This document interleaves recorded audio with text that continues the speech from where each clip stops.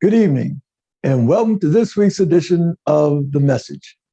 I'm your host, Donatus King. We'll spend this next hour with one purpose in mind, and that one purpose is to deliver the message that God is Almighty. Everything that ever was, is now, or ever will be, is a piece of God. Everything that ever was, is now, or ever will be, was made by God. Everything that ever happened is happening right now or ever will happen was made to happen by God. God is the master plan for all time and all creation.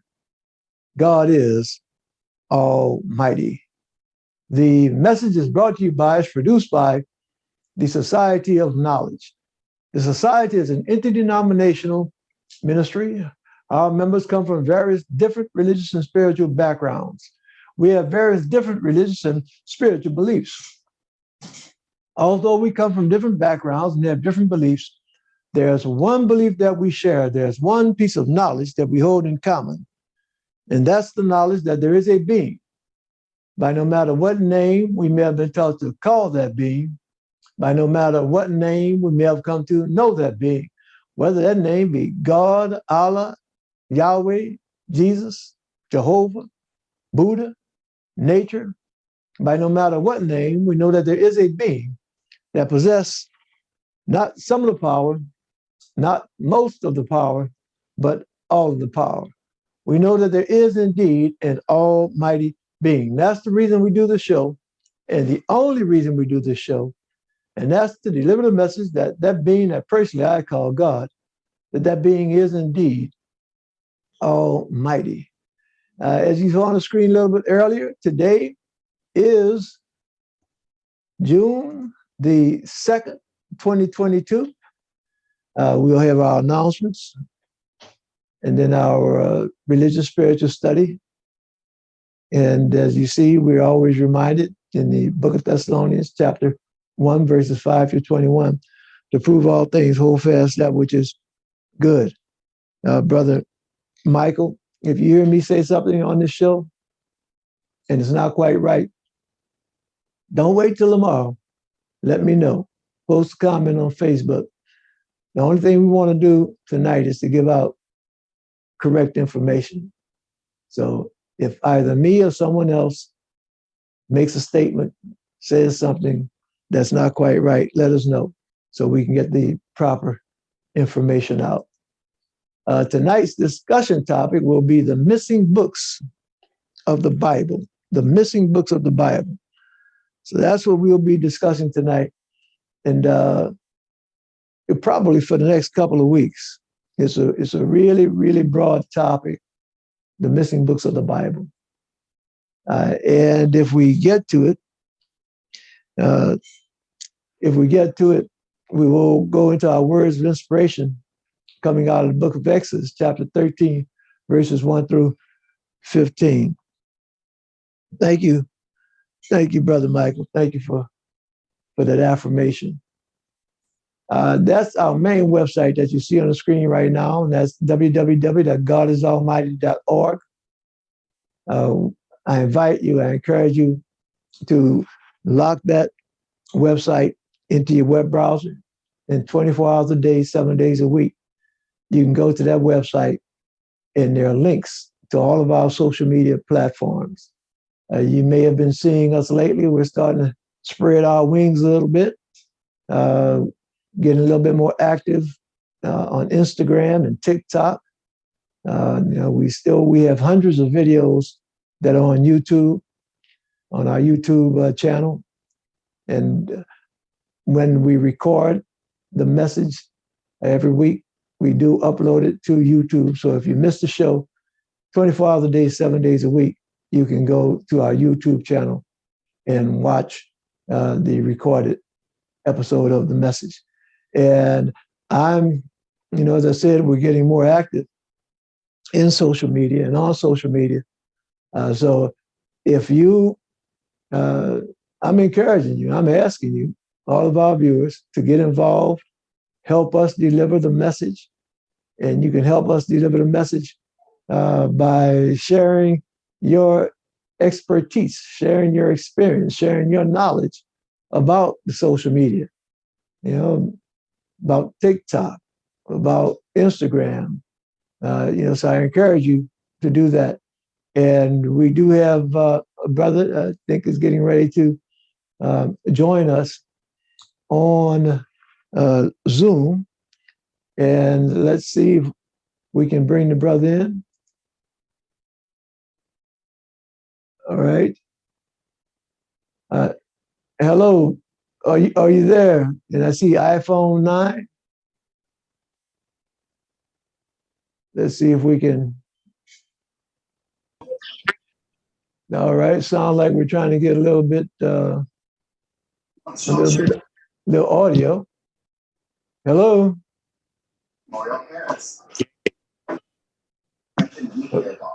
Okay. Well, we're trying to get some audio. We do have someone that's joining us on. Hey. Hello. Good evening. Hey. How you doing? I'm doing good. I'm doing good. And let me see if we can do this. All right. And all right. All right, Bishop Me, how you doing, sir? Right. How are you? I'm doing good. Doing good. All right. We Bishop, yeah, I was just making an announcement about our website and different social media platforms. And let's see. Yeah, and as you see, I'm working now. It's been a little while as far as working with the Zoom, but we're going to try to work through that. Uh, let's see if we have a couple more slides. And as you see, let me, okay, Bishop, I'm going to try to do something here, Bishop. All right. Okay. All right. I'm gonna grab my eyeglass. Wait. All right. Okay, we have Brother Israel. Let's see. Thank you, Brother Israel, for joining us on Facebook. But let's go through a couple of these screens here. We have the Lafayette, Louisiana Center of the Society. That's presided over by Messenger Ryan King. The Appaloosa Center, presided over by Messenger Corey Levier.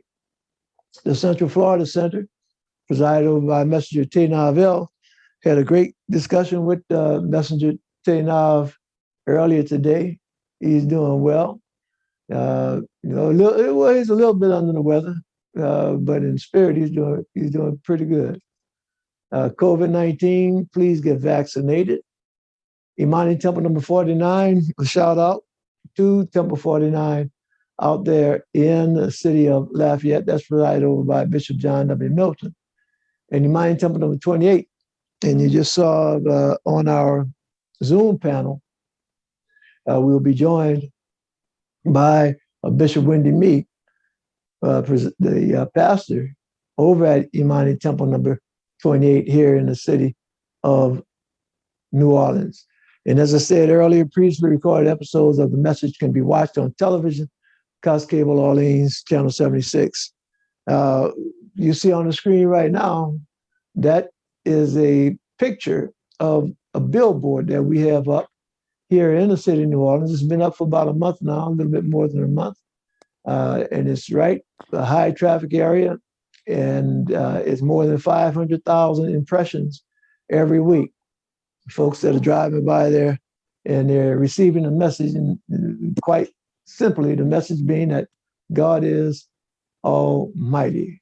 I appreciate the feedback that we've been getting from folks saying that they drive by and they've been getting the message, receiving the message. So that's great. We're doing the work, and it's being noticed. So that's good. Religious spiritual study, prove all things, hold fast that which is good. That'll be coming out of the first book of Thessalonians, chapter 5, verse 21. Another announcement, the Pan-African Party and NC Sun Records present the Changing the Narrative project. And they are currently looking for artists of any genre to submit songs for the upcoming mixtape.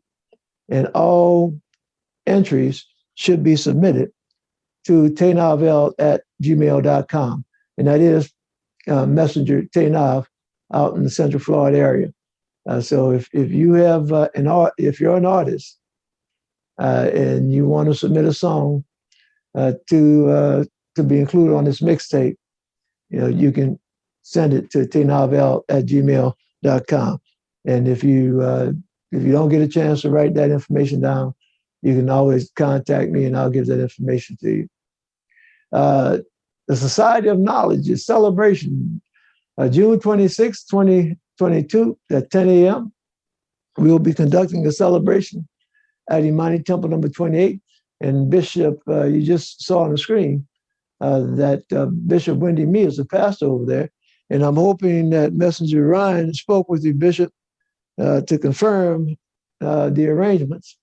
I know you and I had a discussion Sunday at the prayer breakfast, and while I'm talking about it, thank you, Bishop, for attending the prayer breakfast and participating and sharing with us your knowledge, your wisdom, your comments.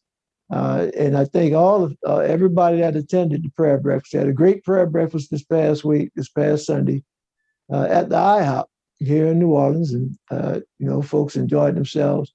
We had a great fellowship, and we want to continue with that going on. Want to continue with that, and what we'll be doing. All right, Brother Michael, thank you for joining us, brother. I understand you have to pull out.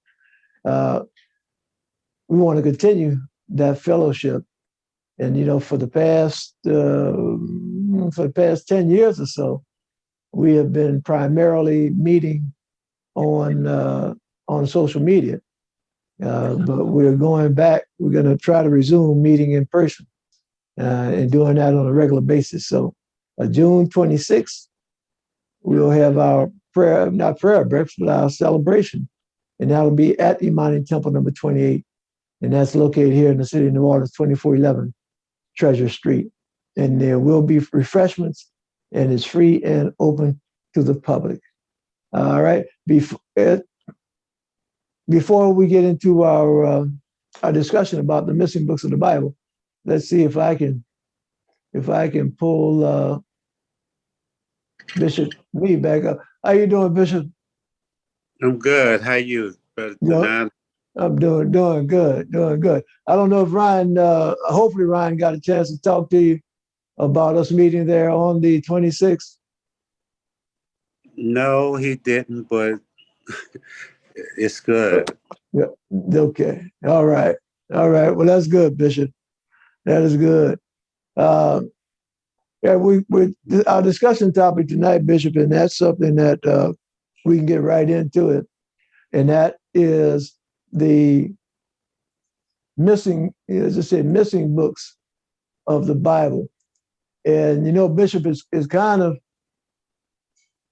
and what I'm trying to do, Bishop, is actually pull up these screens and say, getting back to this Zoom. All right.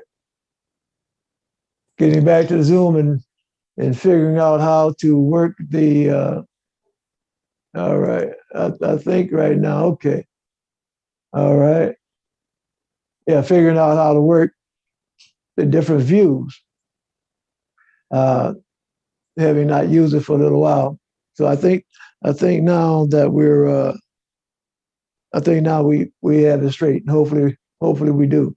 But I say this kind of a bishop talking about the missing books of the Bible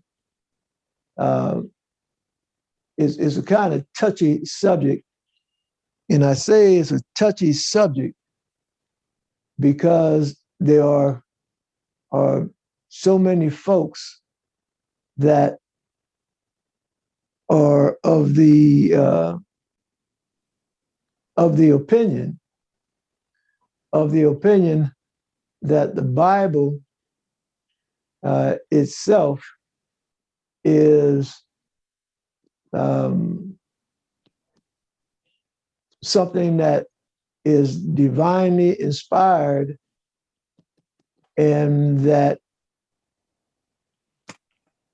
nothing should be added to the Bible, nothing should be taken away from the Bible, and that the Bible is absolutely concrete, exactly what it says, no interpretation, no anything. And there are a number of folks that are of the impression that when they pick that book up and it says the Holy Bible, and it has so many different parts and subparts, there are many folks that are of the impression that that has always been one book like that. That's book has always been exactly like that. So when you start talking about missing books of the Bible, some folks will get offended and think that you're trying to upset the apple cart, or you're being blasphemous or something else like that. You know, people say, well, it says it in the Bible, and that's it, end of the discussion. But the reality, Bishop, as I've come to know through my study, is that no, the Bible is not one book that was written at one time by one person, and that there are many different factors that were involved in producing what we see now and call the Bible. So that's enough comments by me, Bishop. You have some comments, Bishop, you want to make? Can you put my video on, brother? All right, let's. But while you're doing that, I'm gonna talk. Some years ago, things was coming up, and I would ask questions, and that's how I started being looked at as being, I guess, wise guy or whatever, because speaking the truth. I would remind you, I wasn't trying to defame or anything. I was trying to learn, because coming out of Catholicism, coming out of being a Roman Catholic, we didn't really fool with the Bible. You know, because in the Catholic Church, the Bible is one part of it. It's not all of it. Right. Where it's broken out into three parts in the Catholic Church. But anyway, but then a lot of unanswered questions. You know, I start praying and asking the Most High, what's going on? So things would be revealed. And then I have this question, Brother Denialist, and I pose this question to some people, but of course they can't answer it. They try to answer it, but with superficial answers. If in Matthew 16 and 13, in that area, when, you know, they say Jesus, the Messiah, said to Peter, in 16 and 18, for you are Peter, and upon this rock I'm going to build my church, and the gates of hell will not prevail against thee. Right. But if that's the case, then why most of the books in that part of the so-called Bible is by somebody that wasn't even there? Yeah. Person that was handpicked. Mm-hmm. And so when you start looking at that, and I know you research much more than me, but when you start looking at that, then you have to comprehend why things are the way they are. Right. What was chosen, what was not chosen, why it was chosen, why it was not chosen. Right. Right. So, yeah, they said and always say, oh, there's so much more, too much to put in. Mm-hmm. They put in there just what they wanted to control the masses. Mm-hmm. I got one in my book. The first King James Bible was 80 books. Mm-hmm. It was books. The first King James Bible. Right. And I bought it offline. You could buy it right now. You could pull it up. And so now, then it went down to 66. Why? Mm-hmm. Like, when I first started reading the Bible, you know, that's when they're still using the these, the thous, the those. And so some things that I remember that caught in my spirit, if I say that now, you can't find that nowhere in there. Right. Right. because the 25 years or so that I've been trying to see or seek true, Mhm. things have changed. So if it's the truth, it don't change. Yeah. God is the same Right. yesterday, today, and forevermore. Right. So, so why the change? How every 3 years or so, every 3 to 5 years, something is different. But I know a lot of the books writers say they lost. They're not lost. Mhm. They was purposely passed over. Mhm. You have Right. to, you know. Go ahead. I'm gonna stop there and let you No, get no, in. no, no, go ahead and well, I tell you, just a little background, and there are some books that, well, just a little background, and this is I'm trying to be brief, but at the end, say we'll spend tonight and next week also on this topic because it's just that much information, and we'll just really be just scratching the surface. Uh, yeah, but for folks that don't know that the first part of the Christian Bible, and that's the Old Testament, the Torah, uh, that was written over a period of thousands of years, and not hundreds of years, but thousands of years, and it itself. And you know what, I'm going to try to be real. I'm going to cut really to the chase on this. And maybe not be quite as politically correct as maybe I should be. But the things that you find written in the Bible, they didn't have uh, tape recorders, they didn't have TV cameras, they didn't have cell phone cameras. Uh, but we read in the Bible about things in very, very minute detail. We read about things that occurred thousands of years ago. Okay, we read about Adam and Eve.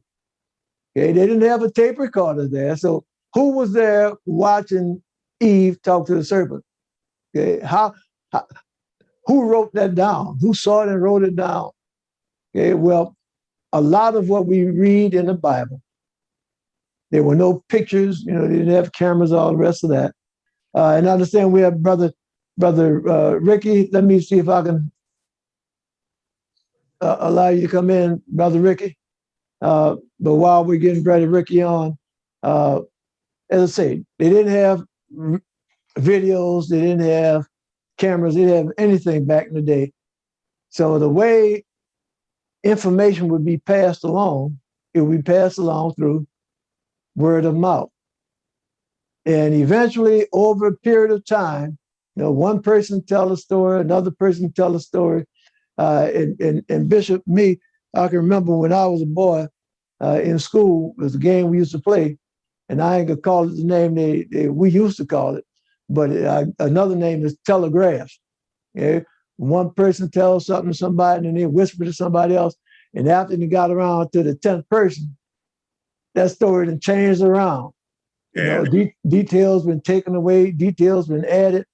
Well, this is what happened with the stuff that's in the Bible, in the Old Testament and the New Testament. Uh, Things been added, things been changed around. Sometimes things have been added on purpose, sometimes just by mistake, but there have been changes. And what we see in the Bible now, when we read the Bible now, when we pick that book up, if we pick up the Jewish Bible, the Torah, if we pick up the Christian Bible, the New Testament, the other books of the Old Testament, when we pick that up,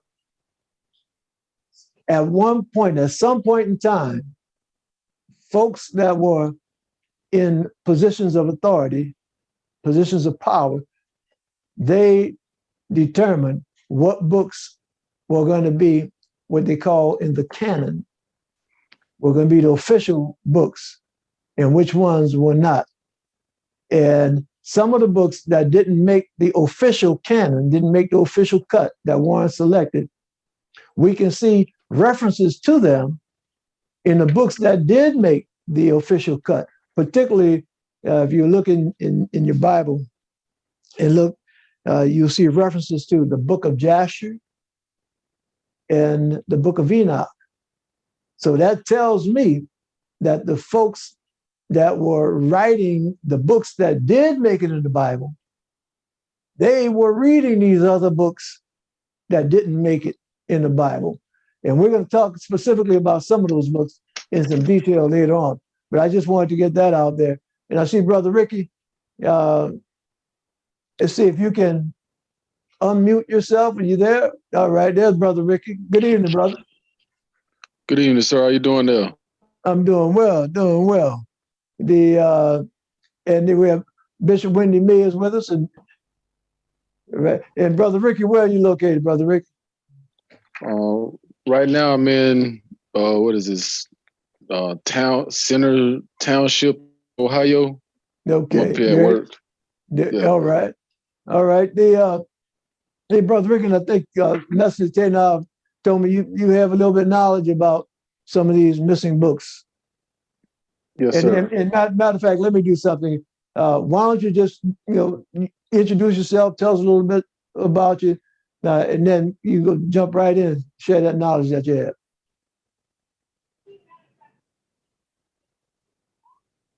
Okay. Born and raised in Florida, preferably Lakeland and St. Petersburg, Florida. I work on airplanes, avionics technician. So that's the current reason why I'm in Ohio right now. So that's basically the basic run through of me. But yeah, I have a little bit of knowledge or whatever. What I do know is the Bible talks about in Revelation, for those who take it away from the book, he shall remove their name from the Lamb Book of Life. And for those who add the plagues that are written in the book, those shall be added.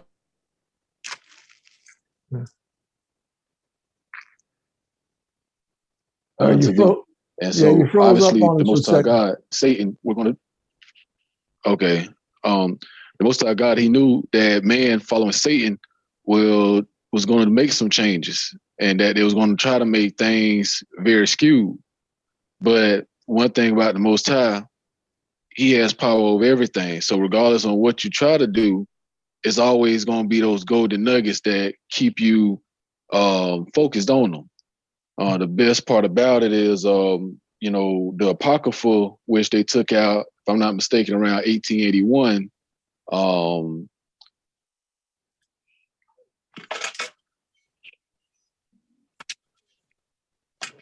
When they removed those 14 books, and we really need to know. And that'll also let us know in depthness of what parts of the Bible is, was supposed to be there and what parts they tried to finagle with. So one thing about it is the Bible tells us to fear the Most High and to love the Most High. Well, the way that we fear him, we give our all to him. And the way we love him is by abiding by his laws, statutes, and commandments. And through that love of fear is when we gain that wisdom that is written in Ecclesiasticus, and it's all throughout the Bible. And it says the fear is the beginning of wisdom. So once we get that foundation of fearing the Most High, learning his laws, his statutes, and commandments, abiding by them, then once we go to reading, of all our getting, that is when we'll get full understanding. And so that's why I said, for those who have an ear, listen. For those who have an eyes, can see. Right. So, there's several parts, like I said, throughout Ecclesiasticus, not Ecclesiastes, but Ecclesiasticus, known as Sirach, in the Apocrypha, that teaches us how do we learn wisdom. Right. All right. I think and that is how we'll be able to see through. You go Yes, ahead, sir. brother. Oh no, I was probably done. All right, Bishop. Oh no, I was listening to the brother. If you in the Catholic Bible, was known as the Catholic Bible, the Bible the Catholics use, but it is the Catholic Bible. You have some of the apocryphal books. So instead of have 66 books, it have 73 in it. And some of those are the apocryphal books, but as he said, they have 7 others. But when you talk about missing books, you have way more than apocryphals missing. Right. You know, Right. if the design of this thing was, if the whole design of this thing was for those who walk with the Christ, he gave them the authority to create, but their work is not in there. And a lot of the work that's in there and then was removed was done by the intentional deception and control and enslavement of people. And when I say enslaved, not necessarily by chain, that part too, but in the brain. A lot of people are enslaved in the brain. So that was not an attempt. It was a move to deceive. And a lot of stuff that you have is deception. Just like it was, or the way something is perceived. Because, like, brother, you talked about the fear of God, and it said the Bible do say the fear of God is the beginning of wisdom and stuff. But then, supposedly, in the sacrifice that was made by Jesus Christ, it went from fear to love. And so now that we've been returned back into the original state of creation, supposedly by the sacrifice that was made, no longer do we have to fear, but we have to love. And and because it say for God so loved us, and I sent my son not into the world that it be destroyed, that it might be saved. So what it means to be saved, not what they tell us from the pulpit. I can't save you. You can't save me. Just to pick up, and I'm gonna just broaden things out a little bit history. Brother Robert, thank you for joining us on Facebook. Brother Israel, thank you for joining us on Facebook. And I encourage you again, hit that like button, hit that share button. There's just some studying, and as we are reminded in Thessalonians to prove all things, hold fast that which is good. But through the studying that I've done, I've come to know that, as we stated earlier on the show tonight, that sometimes decisions were made to add books into that official list. Sometimes decisions were made to take books out of that official list, not because there was any doubt or question about the authenticity of the books, but for political reasons. And there's when you read about the development of the Bible, particularly when you read about the development of the New Testament, there's one event that occurred, and it was very important in shaping what that Bible would look like, the New Testament would look like, and that was a council. And when I say a council, that was a meeting of the bishops, the religious leaders, Christian leaders at the time. And this was in the 4th century. And that was a council, a meeting convened by Emperor Constantine. And just a little bit of background when I say about politics, that For those of you that may have studied a little bit about history, some of our viewers, some of folks that might watch the show later on, during those times, the predominant country at that time, about during the first century of the Christian era, 400 or 500 years before the Christian era, the predominant country was Rome. Rome had conquered just about everything. Okay, Rome, and that empire, and that's they call it the Roman Empire, has stretched out from the Mediterranean Sea, and that's where Rome is located, all the way into Asia, all the way, as we read in the Bible, during the days of Jesus Christ, the Jerusalem was under the control of the Romans. So that's how vast and how powerful Rome was. But there was a power struggle in Rome between Constantine and I think one of his cousins over who was going to control Rome. And a battle occurred, a civil war. And some of the supporters of Constantine were this religious group called the Christians. And they helped turn the tide in Constantine's favor, and he was victorious in gaining the ruling seat of being the emperor. But there was some wars going on amongst the Christians. Okay, the bishops in this section would have beliefs about what should be the right books, what should be the right rituals. The bishops in another section would have their own ideas, and they were battling each other. And Constantine saw that this was weakening his support. So he brought the bishops together and tried to hammer out something, and they came up with a compromise as to what books should actually be in that Christian Bible. And as I say again, a lot of it was based upon politics. But that's just a little bit of the background. And when you do your studying, do your own studying, and you get that.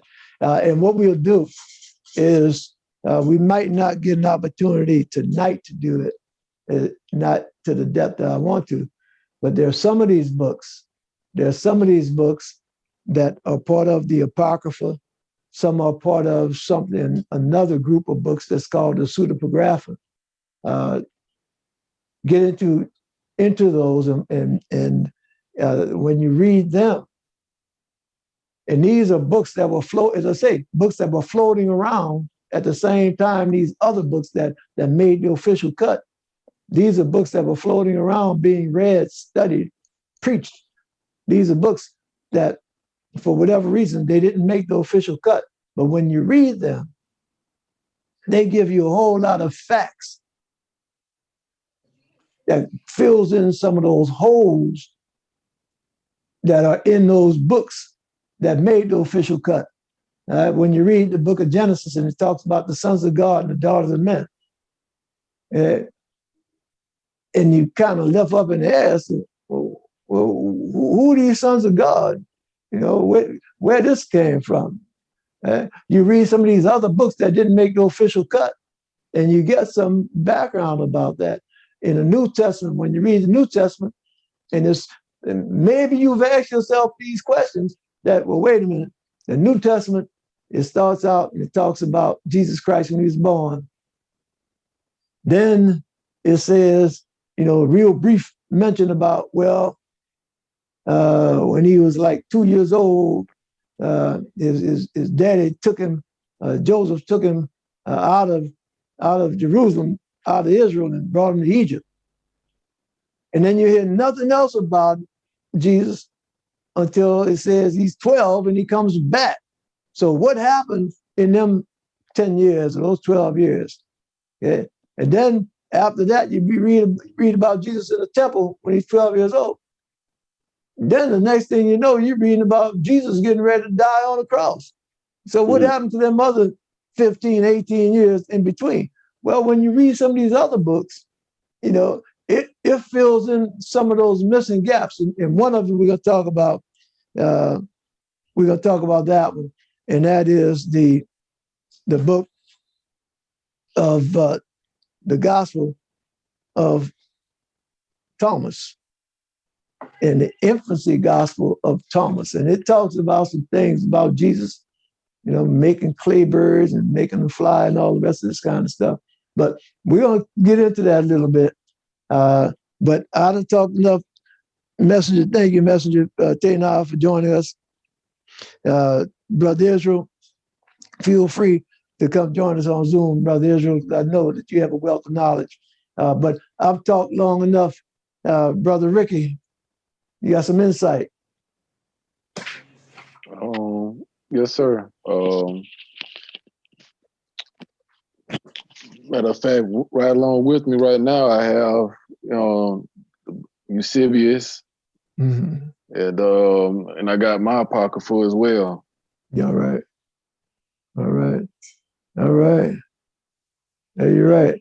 Yeah, well, there's a whole lot of information. Yeah, I can't have this one right here. You can't.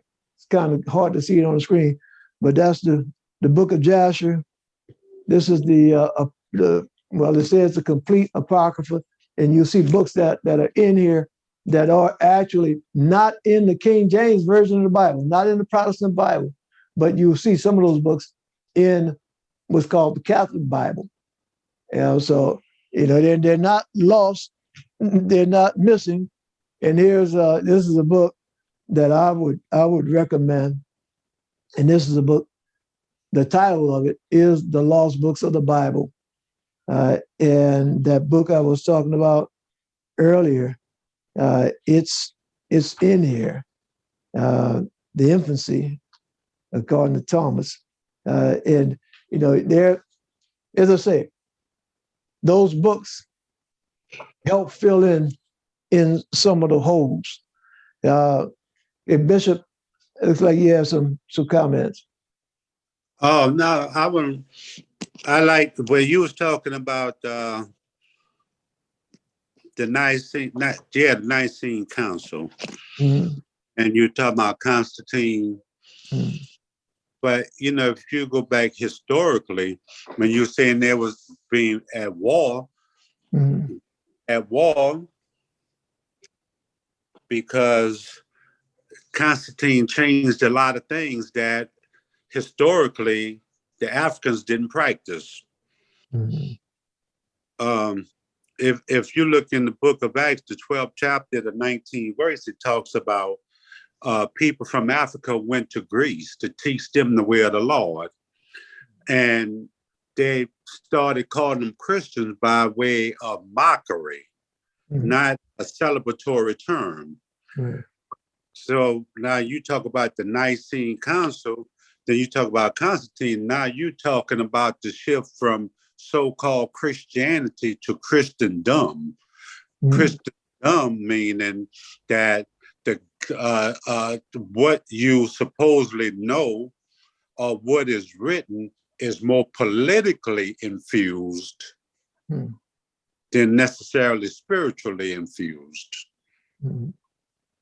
And politics took over. If you know the history about Arius, they had a whole host of people that refused to accept what Constantine was doing. But one of three things happened to them. Either they was killed, right, they was imprisoned, right, put on house arrest for life, or they were excommunicated, and some wanted to be a part so they could be heard. So some people that ultimately accepted Constantine's stuff didn't agree with Constantine's stuff. And so when you talk about the shift, a lot of shift took place right there.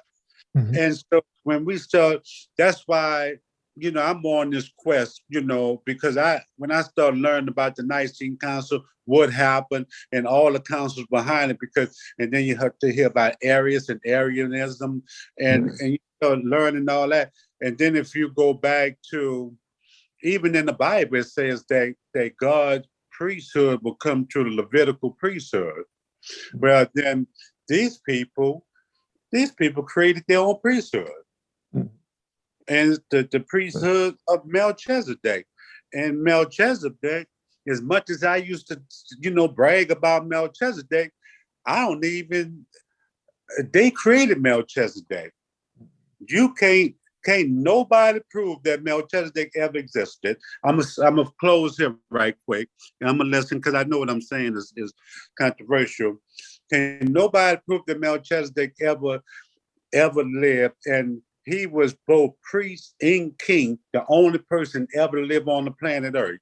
Somebody you don't know where they came from, when they left, and you give them that much. So right there, that's when I start asking questions. Well, this don't make sense to me. Why this just is?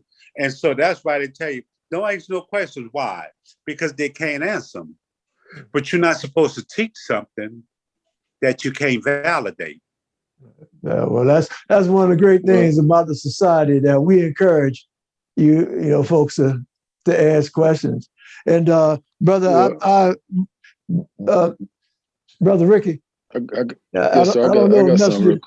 Yeah, I don't know how much Messenger Tainov has told you about me, but I will definitely try to work and see and get you to share your knowledge. So in the last few minutes that we have, why don't you, there are two things. One, I want to invite you to come back. We're going to continue this discussion next week because we just about killed this hour. But so I invite you to come back next week. And then number two is in the last few minutes, why don't you share with us one of the either the Apocrypha or the Pseudepigrapha, one of those missing or lost books of the Bible that intrigues you the most, and then you can just give us a little brief tonight, and then next week you can follow up and give us the rest of the story next week.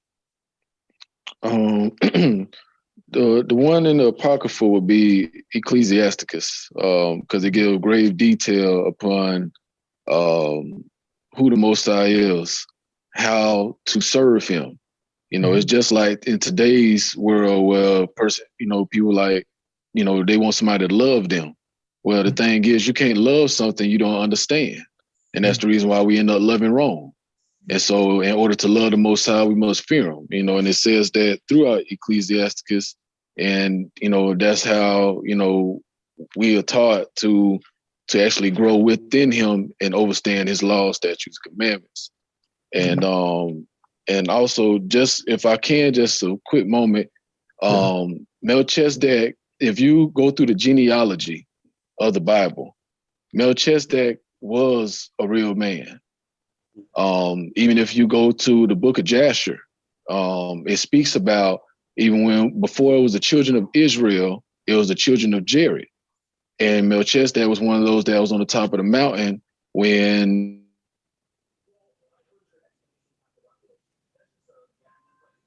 he froze up on us, bro. God told Jared, do not let the children, or don't let the people go down what it was. Okay. I'm back? Yeah, you're back. You're back now. Okay. God told Jared not to let the people come down off the mountain.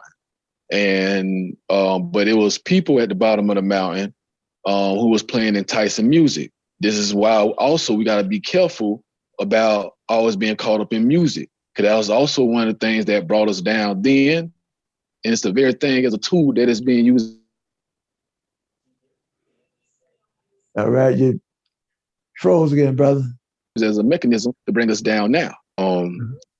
But I was saying that we got to be careful of the music we listen to, because just like then we was brought down by music, it's the same thing that's going on now where it says beware of the wiles of the devil. And so Melchizedek, he definitely was a real man. He's throughout all the different books, and as part of the genealogy. And so I could expound on that. what we're going to do is because we have about next week or whenever. All right, and what you see me doing right now is I'm putting this down now, just Melchizedek, and we can have a discussion. See, next week we're going to continue the discussion next week about the lost books, the missing books, the banned books, and then the following week. So today is the 2nd, so the 9th will be next Saturday, so the 16th will be next Thursday. All right, so 6/16, that'll be our discussion topic, Melchizedek.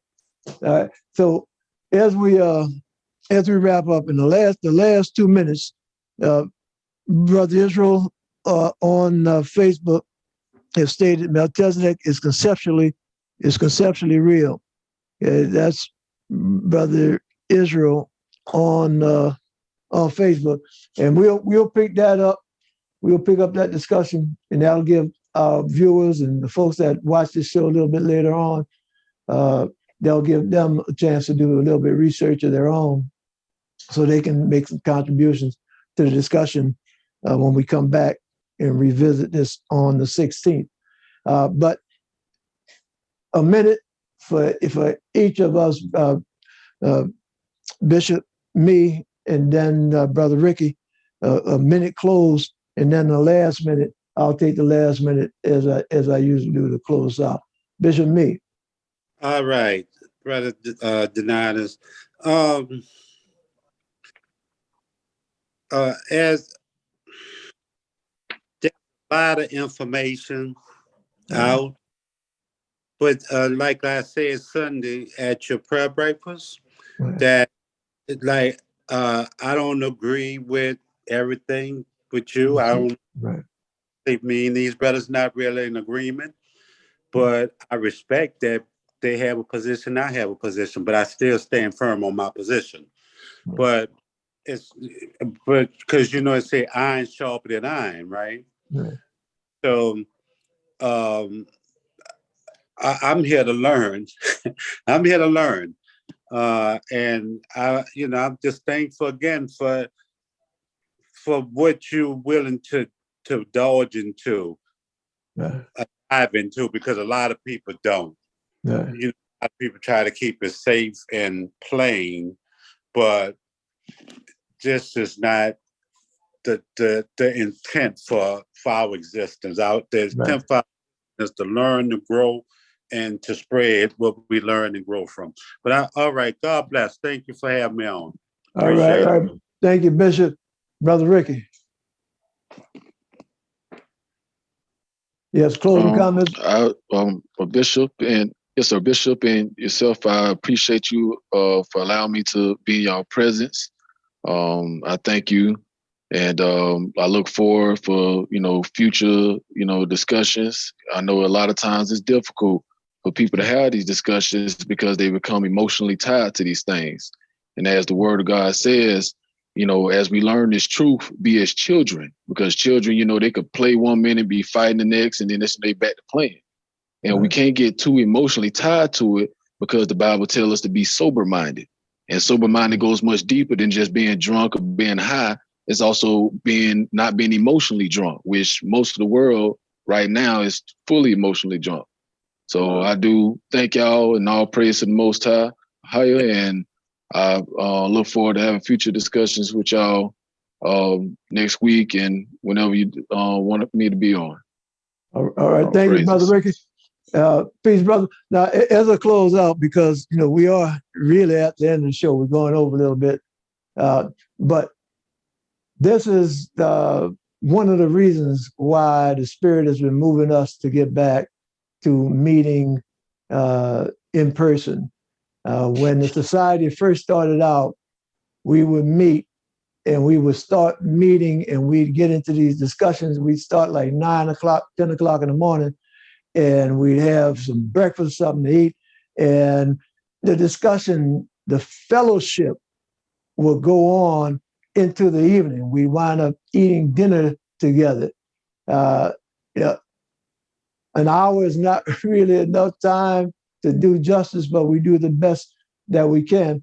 And that's one of the reasons that I'm so excited that we will start meeting again in person, face to face with each other, so that we can fellowship, so that we can be amongst each other.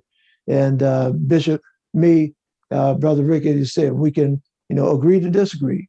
That's how you grow, by doing that. That's how you learn. As I close out, I thank you, Bishop, for joining us this evening. I thank you, Brother Ricky, for joining us this evening.